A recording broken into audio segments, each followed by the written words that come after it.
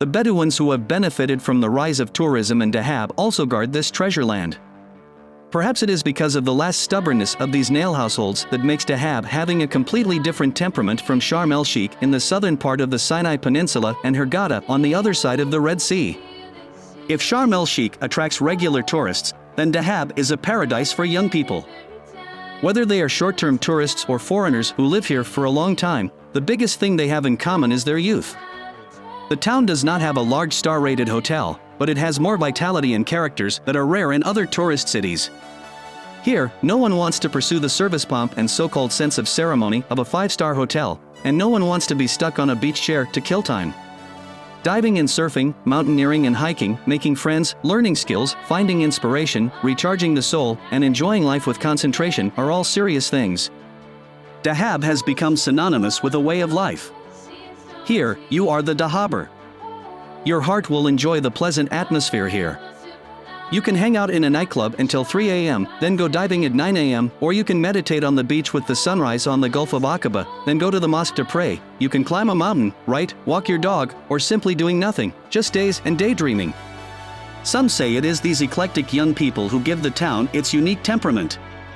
But in my opinion, it was these noble and savage Bedouins who first gave the town an unrestrained, carefree nature, which in turn attracted young groups of the same temperament to gather here. Together to build a diverse, inclusive, creative, and dynamic Dahab. When I got here, the beach outside the hotel began to wake up. I pushed the door to the beach. People returning from activities had already started to gather on the beach. Eslam and his Ukrainian girlfriend Lisa were already on the beach.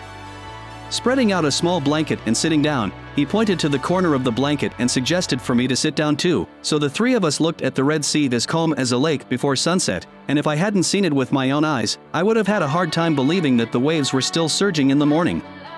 The sea is now as quiet as a tamed wild horse.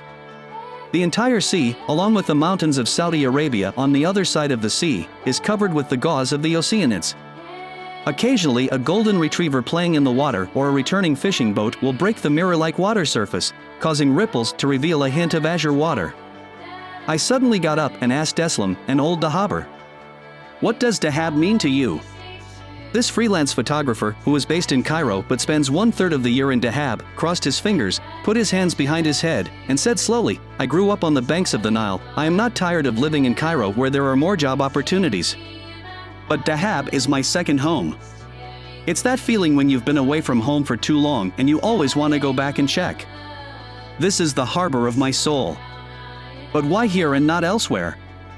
I asked inexplicably.